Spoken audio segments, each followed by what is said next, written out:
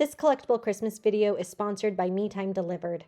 Hey everyone, welcome to Creating with Cassie. I am so excited for you to join me today because we get to stitch out another project from Me Time Delivered's Collectible Christmas Tree Skirt and Matching Ornaments project. Isn't that amazing? I am so excited to stitch this out with you today. Collectible Christmas is only one of Me Time Delivered's amazing subscription programs. If you haven't checked them out yet, I have a link below for you to use. Go ahead and check them out. See how amazing they are. They are awesome with machine embroidery experiences. Some of them are Christmas like this one. Some of them are the Bella box, which has a lot of amazing little projects, especially if you're a beginner and you're trying to learn. They also have Perfectly Pieced for those of you who love quilting and would like an embroidery machine to help you make your blocks. So without further ado, let's go ahead and make this month's collectible Christmas ornament, which is called Dashing, using the song Dashing Through the Snow. Isn't that so fun? I love it. Or I guess the real title is Jingle Bells. All right, let's open this up and see what we got. Okay, so the first thing in here is the amazing instructions that'll show you what we're making this month. Isn't this so cute? We're making a sleigh and a cute little present because presents go in Santa's sleigh. And the song that goes with this one is Dashing Through the Snow. So cute. We have our collectible card. And then, as always, our package. And there's something extra special in here. Look what it is. It's sewing clips. I absolutely love these. They are my favorite thing. And I'm so excited to get more of them. I have a stockpile, but now I have even more to enjoy. All right, let's open up our little present that we get. Let's see what's in here. All right. Look at this beauty. Okay, so we definitely have what we need for the ornament. We can see that right on top. And then all these pieces are going to be used for both the cute little wedge and the ornament, which we're making that 3D box, and it's going to be so cool. Okay, so let's open this up and see what we have. We'll slide this out. And we have this I know we're going to need for our project today because we're making the ornament, so we're going to set that aside. Then we have a nice little packet here of a bunch of little felt pieces. We have a piece of that shape form. You will absolutely recognize this from last year's subscription program when we made all of the houses. This is that shape form stabilizer. It's thick and it gives structure, and that's what we're going to need for the 3D box.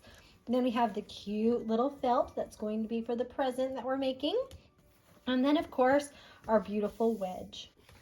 All right, so this video is about the cute little ornament that we make this month, and it is the most adorable little 3D box. If you went to Kimber Bell's event for the North Pole tier tray, you will have made one of these before. So that'll give you a leg up, but if not, we're going to show you how to make this. So, as usual, I go through my materials list, and I look to see what I'm going to need for this project. So according for this project, I need, first of all, that shapeform interfacing, and I need some wash away stabilizer. I got that. I need the parcel, which is the juniper embroidery felt. So pretty. All right, what else do we need? We need icy blue felt for the stamp. So I'm going to grab that out. And there are two pieces of icy blue felt in here. So the one that I'm looking for might be the smaller one because it's only a 1x1 piece. So I'm going to just quick measure this with my measuring mat right here. And that's a 1.5 by 1.5 piece. So that's the one that I want. Okay, then I'm going to need my twine. And this is used to hang the ornament and give that decorative knot on the parcel. So you're going to use that for both pieces. And then, of course, your wood bead. And then we are good to get going. Something you will need for this project is hot glue. So go ahead and plug that in after you've gotten this already going, but you don't need to plug it in at this point. So hot glue, plug it in later. The one thing that we need to prep is this string because we're going to use two parts of it. So I'm going to pull it out and the little wood bead and make sure I set that aside so I don't lose it. And we're going to measure this string out. We're going to have a 12-inch piece and a 24-inch piece. So I'm just going to lay it against my board here because my board here is 12 inches. And I'm going to trim it right there. And then I'm going to measure out. I need 24 inches. Lucky for me, 24 and 24 is 12. So I can just start it here, go the 12 inches, and then go back and then I can just trim it right there.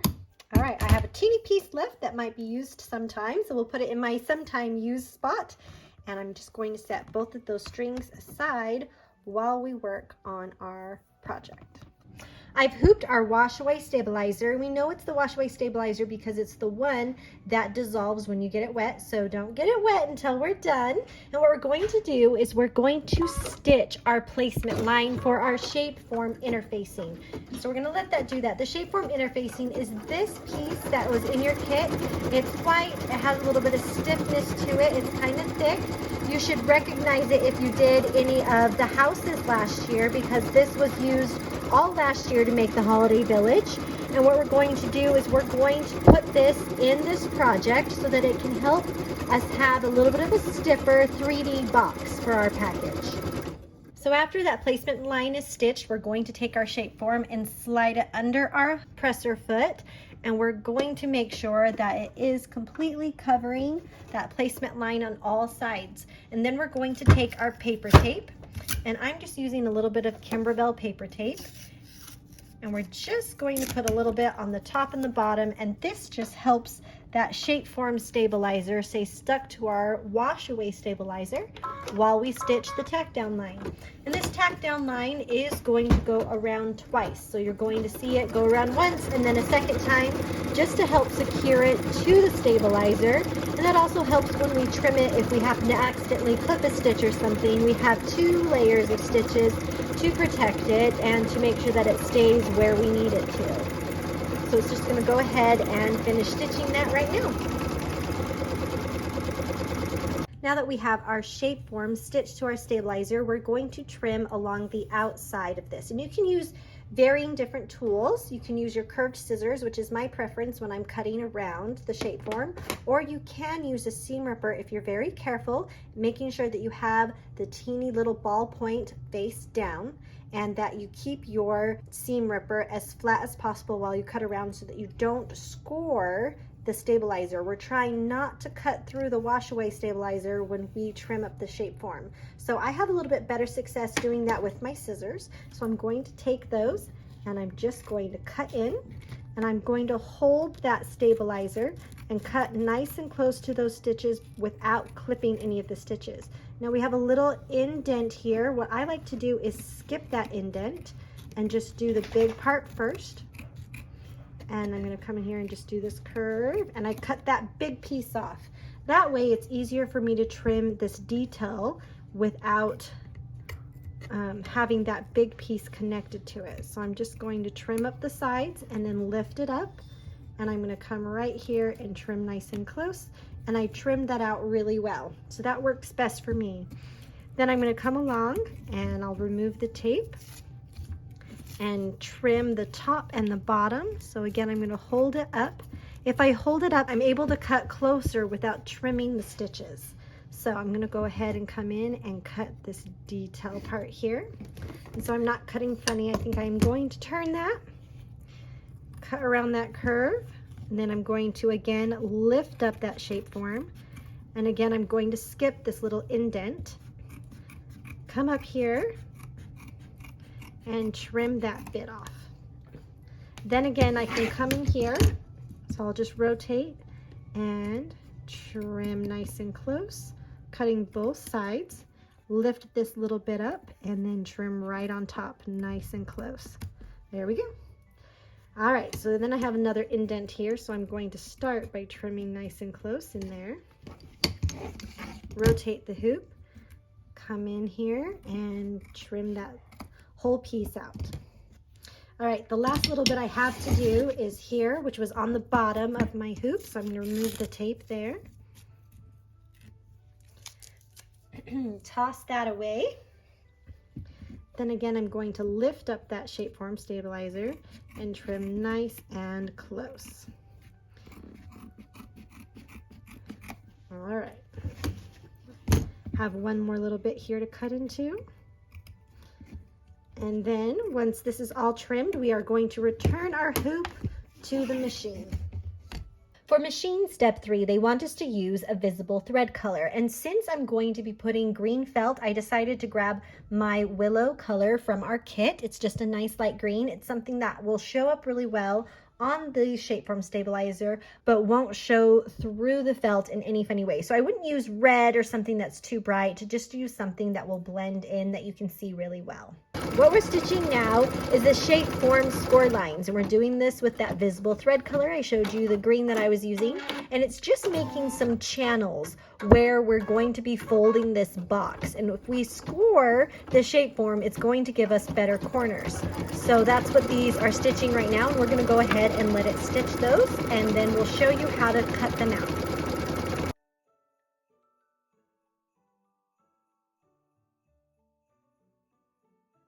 Now it's time to cut open these channels, and you're going to be doing this with a seam ripper. There are a few things that you need to keep in mind, however.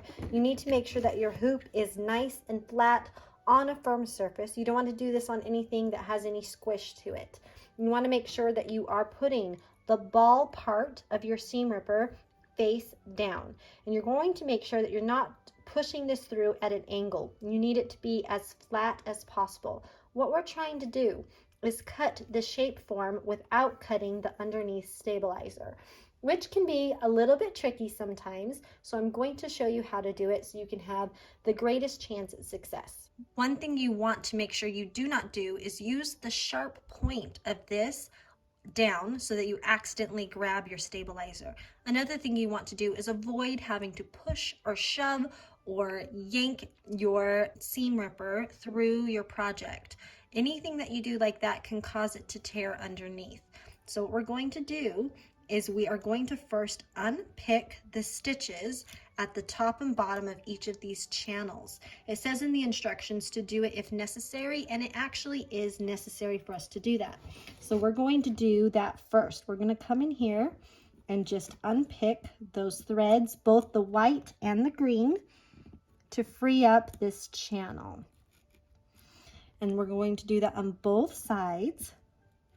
And this just gives us a little bit of room to work with and helps us avoid shoving our seam ripper hard and tearing underneath. Another thing to note is you do want to use a very sharp seam ripper. If you're trying to do this with a seam ripper that is dull, it's going to be a lot harder for you. And then when we're sliding this through the channel, try to avoid angling this in any way. Make sure that it's nice and flat and that you can glide it through. Okay, so we're just going to make it nice and flat, and we're just going to glide it through. And we're going to try not to cut anything we're not supposed to, okay? And then we're going to go ahead and rotate and do the same process. We're going to come in here and again trim those stitches on the ends so that we have access to this channel. Put again your seam ripper down as flat as possible. When you're close to the edge of your hoop, it is a little bit difficult, but it's possible. And see how I'm kind of fighting a little bit? Make sure that you're not fighting very much. I got the little ball in, and I'm just going to slide very carefully through that channel. And when I get to the end, I'm feeling a little resistant, so I'm going to come in here and check that I got all of those stitches clipped. I had one left, so I'm going to just insert this again and then pull it through. So we're going to do that on all the channels. So we have 1, 2, 3, 4, 5, 6, 7, and 8 cuts that we're going to make just like that. Now, it can happen, and I made one for you so you can see this, where you do cut all the way through. That's nothing to freak out about. It happens, and you can fix it with some paper tape if you would like, or you can actually fix it with some sticky back stabilizer. So remember the stabilizer that has the paper on it, which makes it sticky. You can cut off a piece and pull off that sticky stabilizer. So this is wash away as well. So it will just go away later on, and you can just stick it on, see where that is cut through, like a little Band-Aid. So you can just stick it on. So this happens, it's not all for naught, and then you still are using the same kind of stabilizer, so you can carry on. That channel is cut, but you have a line of stabilizer underneath, and it's just like a nice sticky little Band-Aid. So just to keep in mind, if you happen to cut through, it's not the end of the world. Just use some sticky back stabilizer, create a little band-aid, and then you can carry on stitching your project. If for some reason you're not loving this or you don't have sticky back stabilizer, you can do the same thing, but just with the paper tape. And you can just come back here and give it a little band-aid, and you can carry on with your project. So it's really nice that if you cut through, it's not all for naught. So I'm going to set that aside, and I'm going to go ahead and continue cutting each of these little channels and giving them their tiny slit.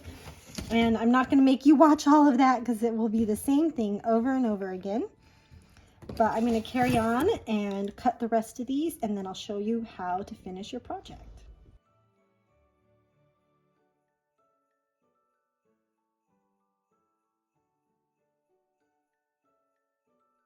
One final thing to note when you're cutting these channels is make sure that you are rotating the hoop while you cut so that you're not cutting at any funny angles. You want to make sure that you're always cutting where it's comfortable. And to make sure if you're struggling, go ahead and hold the stabilizer down on either side, which you could do just like this, where you would just hold a finger on either side when you cut. And make sure that you are just going at a slow pace. There's no rush to this. Go ahead and slide your seam ripper through at the pace that feels good. The faster you go, the higher chance it is that you'll score the stabilizer underneath. So do it nice and slow. Remove the stitches. Make sure you're keeping that ball point down and your seam ripper flat, and it should be just fine. But if, for instance, it isn't, remember, you can always put a little bit of stabilizer or tape on the back to mend it, and you're still good to finish your project. So machine step 4 is done in our first color. If you have the kit, it is the color Aloe, which is the medium green color that is in the Sing Noel kit. If not, if you're using your own colors, you're going to use whatever color you have set aside for medium green. What we're stitching now is the parcel placement line, and this is the placement line for the felt that we're going to put on top of the shape form. And this is stitched just off of the shape form where we trimmed it.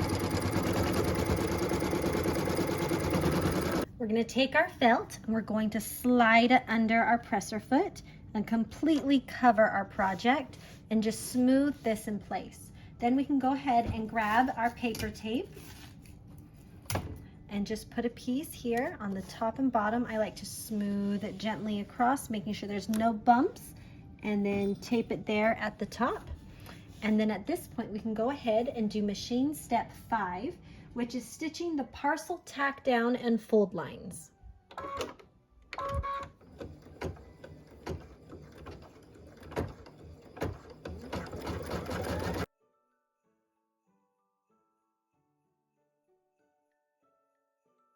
So what it did is it just stitched around the box at first, and now it is stitching where we're going to be folding the box. So that's the fold lines that it's stitching right now. And it does it twice so that we have a really good fold line there. And it's going to do it every place where we scored underneath. And this is going to help with the construction of the 3D box. Super cool, huh? So I'm going to go ahead and let it finish stitching around the box and the rest of the fold lines.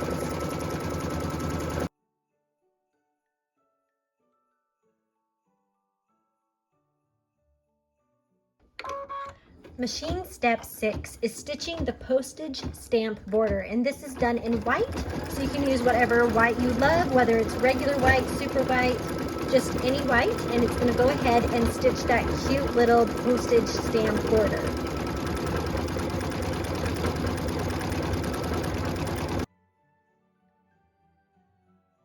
Next, we're going to stitch the postmark details, and that is done in blue. If you have the Sing Noel thread kit, it is the color Cloud. If you have your own kit that you're using, it is just going to be a light blue color. So we'll go ahead and let it stitch that cute postage stamp details on this project. And I don't know about you, I'm super excited about all of these details because it's going to make this little box just so cute.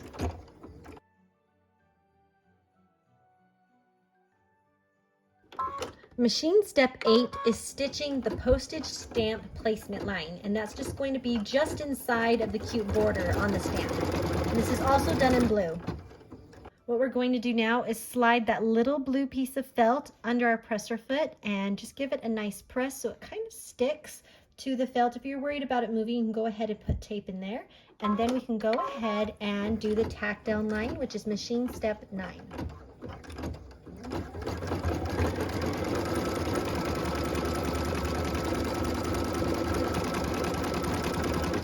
Time to trim. I'm going to take my curved scissors and I'm going to lift up my felt so that it is nice and taut. That way I can cut close to that stitch line.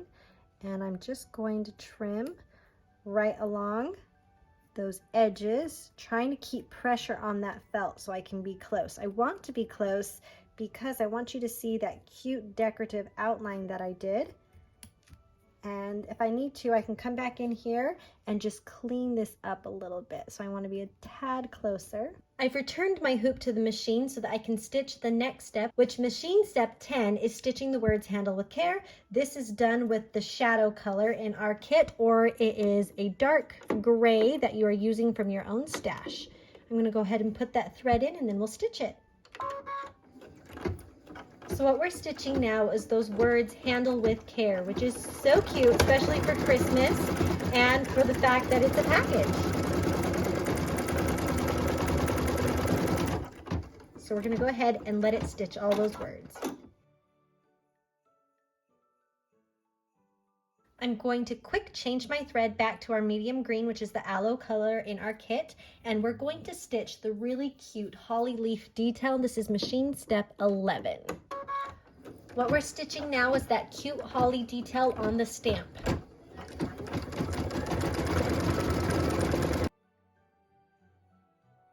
Machine step 12 is stitching some cute holly berries, and we're going to do that in our red color. This is cardinal from our kit, or it's going to be your lighter red color. We have a burgundy color as well, but we're going to use the lighter red for the berries. So what we're stitching now is those cute holly berries on the stamp.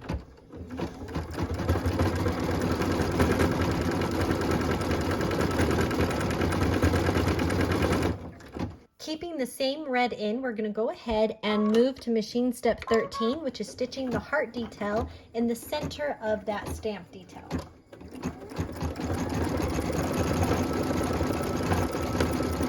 It's just cute to add something fun to have a little heart there.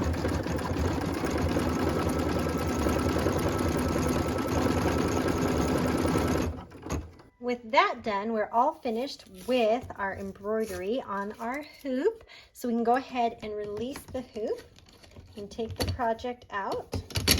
I'll move that out of our way for a minute. And we're going to take our scissors and we're going to trim all of the layers. That includes the stabilizer and the felt about 1/8 inch away from all of the edges. So just use some of your sharp shears for that and trim nice and close, but don't clip any of those stitches. So I'm just going to trim off the bulk there and then come in here and very carefully trim around these little tabs. And then I'm going to do a bulk cut again, and then I'll come back and do that detail right there, just to get that out of the way. And then if you're nervous about getting into these little spots, you can do it with your curved scissors. These shears of mine are a little bit sharper, and so I want to use them. So I'm just in here cutting all those details. I do want to come in here and get that corner just a little bit better. So very carefully I'm going to get a little bit more of that felt so that it looks nice and trimmed. Okay, then I'm going to come and cut up here and then across.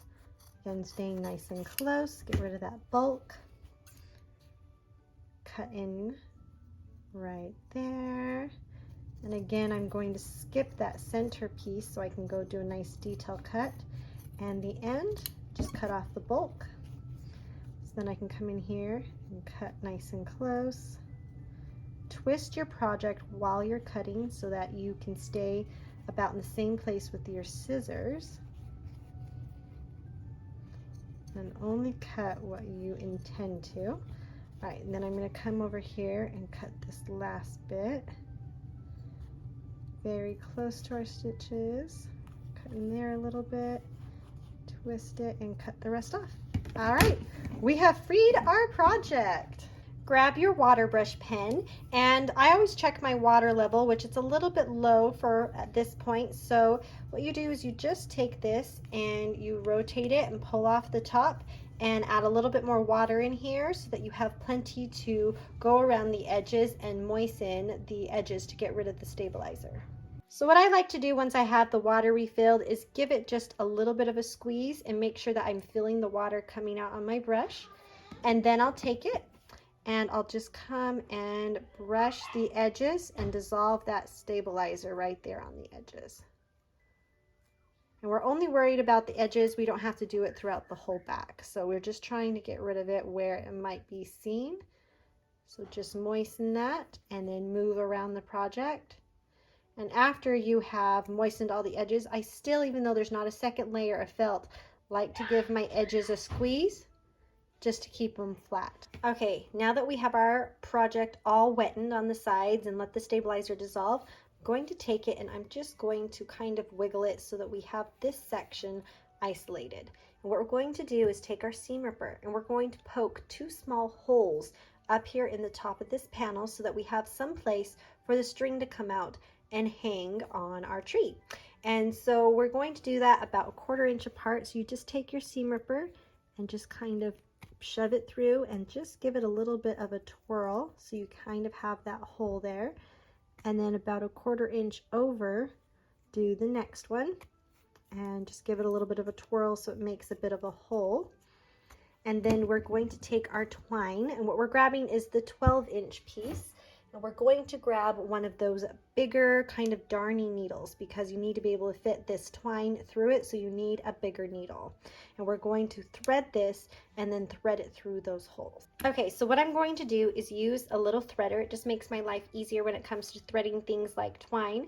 And I'm just going to stick it through the eye of my needle, and then I'll take my thread and I'll just place it through my little threader here. And then all I have to do is yank it through and my needle is threaded. Isn't that great? All right, so then we're going to take this, and I like to do it from the back side.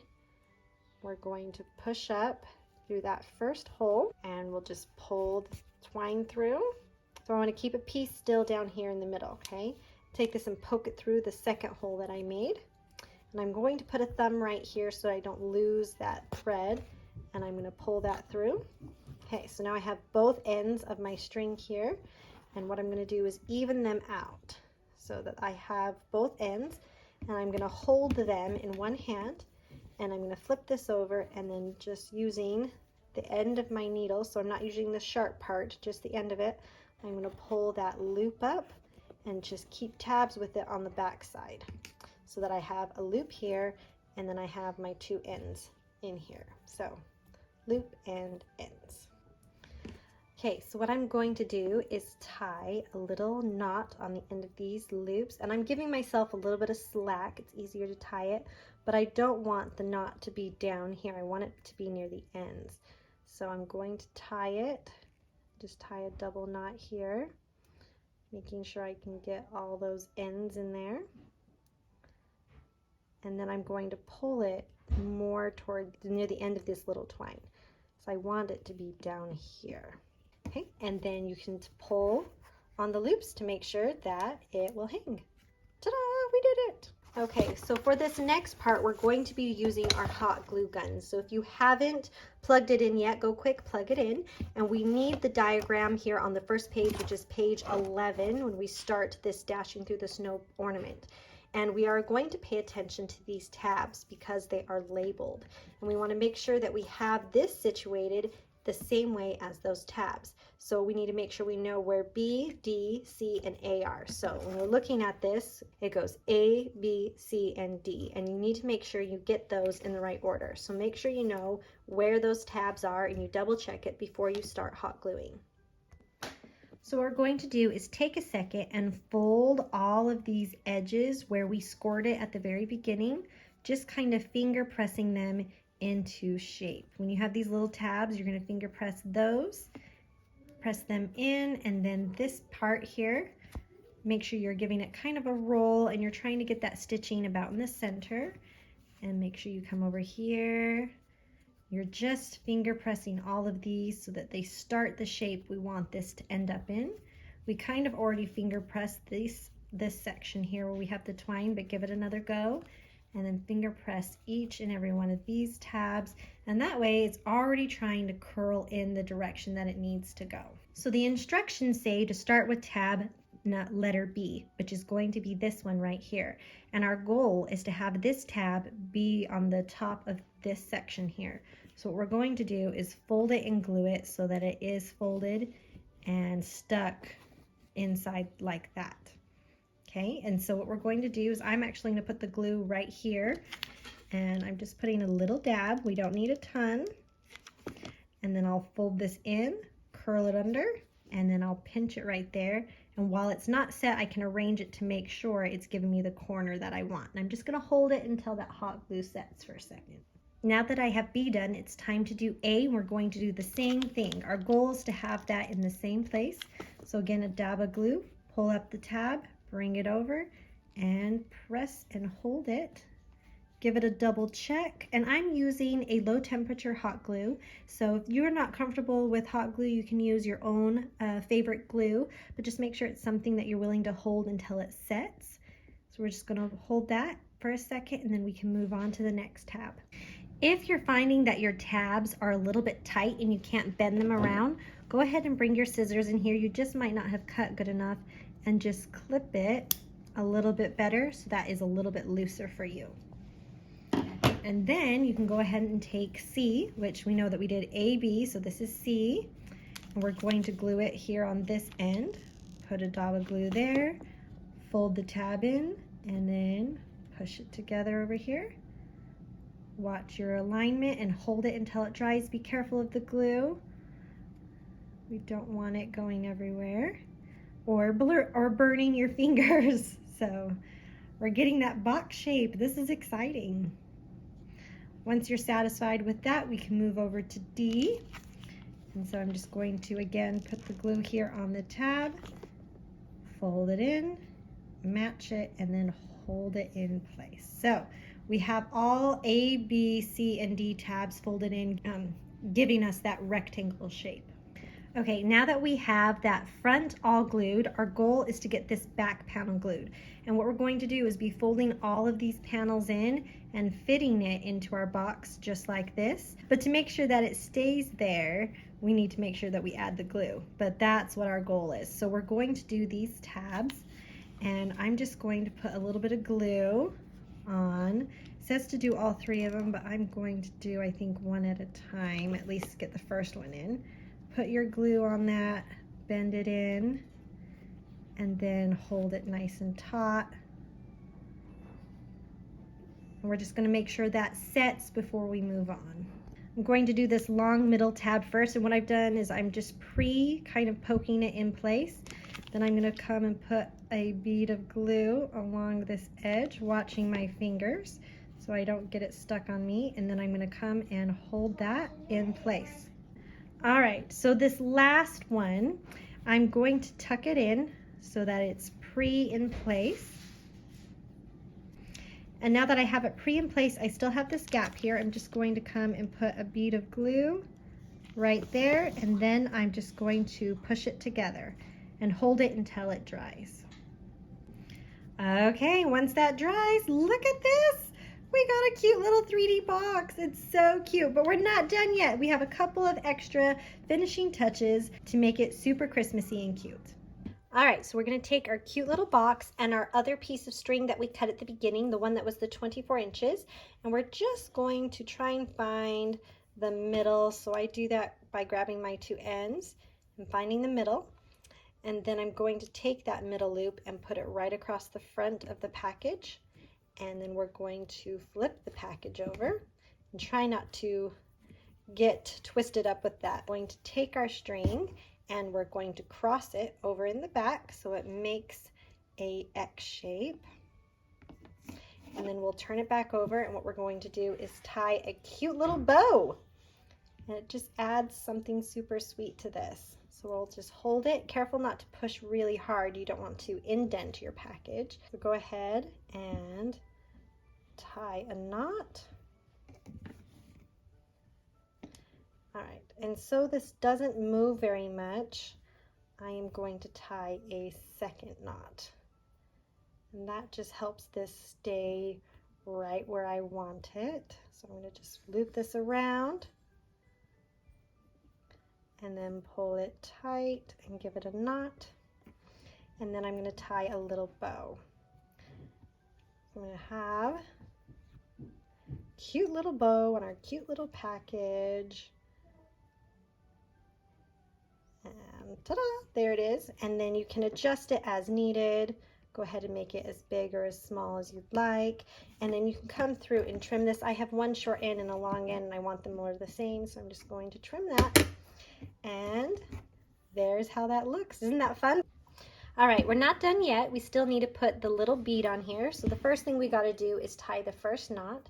So we're going to come down here close to the box, loop our twine around, and slide it down as close as we can to that box and get our first knot. Okay, now we need to put the bead on there. And since we already used our cute little threader on this project, I'm going to show you how to use a threader on this. You can shove it through the bead and you have plenty of room on this other side. You can put the twine through and then you can pull it through the twine, and it's so easy with the threader. So you can just do it like that. Then push the bead down to that first knot. Take your twine and put a knot really close to that bead. And there we go. We did it. You guys, look what we made. Isn't it amazing? I absolutely love it. It's the cutest little 3D box, like you're getting a little package in the mail from Santa's sleigh, right? And it has the amazing details, the handle with care, the cute little stamp. I'm going to zoom up so you can see that in a little bit more detail. Isn't that so cute? The cute little hanger so that it is able to go on your Christmas tree. I absolutely loved how this turned out. It was so much fun to make, and I want to thank you so much for making it with me today and having me be a part of your embroidery experience. If you haven't subscribed yet and you think that this is something that you would love to do, you can. You're not too late. We might have already gotten started with the tree skirt, but that doesn't mean you can't join us. You can go ahead and still subscribe. Go to MeTimeDelivered.com and check it out. And I hope that you take some time to make this adorable tree ornament and its matching tree skirt wedge. So thank you so much for joining me today. And from everyone at Me Time Delivered and Creating with Cassie, we hope that you go and enjoy some well-deserved me time and make something beautiful. We'll see ya.